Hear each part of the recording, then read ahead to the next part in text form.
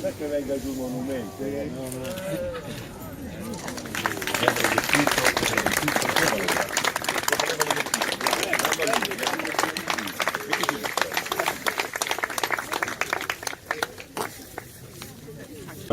Gruppo donatori di sangue Fratesi Biancastagnaio festeggia il 60° anno della fondazione. Il perché di una scelta.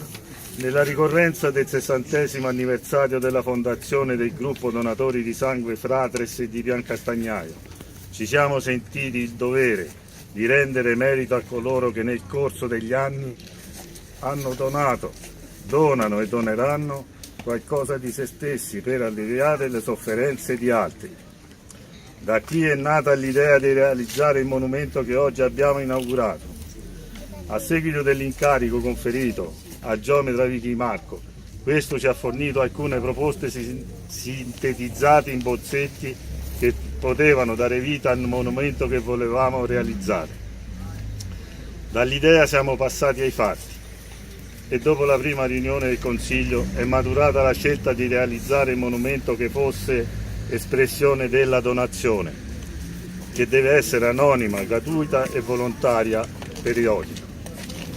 Questo monumento che abbiamo inaugurato stamani, secondo noi, rappresenta l'espressione massima della donazione, così come sintetizzata nelle parole sopra richiamate. Infatti, le due figure stilizzate, espressione dell'anonimato, sono legate in un abbraccio che esprime il legame fra il donatore e il ricevente.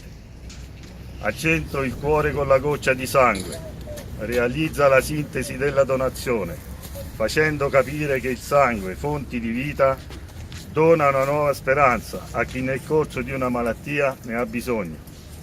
Si ringrazia per la collaborazione prestata per la realizzazione del monumento il geometra Vicky Marco, il professor Giubilei Marco, la VS Marmi di Vinciarelli Alessandro, la ditta Tredil, la ditta Ciaffarafà Daniele, la ditta Logimer e infine l'amministrazione comunale per la concessione dell'area su cui è stato posizionato il monumento.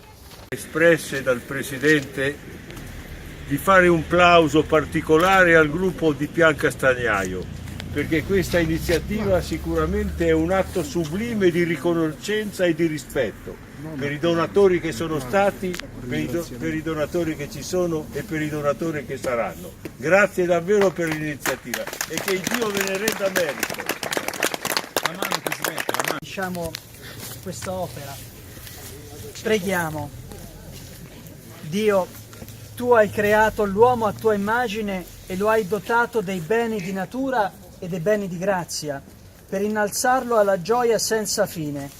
Benedici questo monumento che ricorda a tutti noi quanto è bello donare ai fratelli sofferenti un po' della vita che ci hai dato per rendere felici altre persone, colpite da malattie e bisognose di trasfusioni di sangue. La tua benedizione accompagni i nostri giorni perché sperimentiamo il conforto della tua provvidenza e non ci manchi il necessario della vita presente e nella futura ereditiamo i beni da te promessi. Nel nome del Padre e del Figlio e dello Spirito Santo. Amen.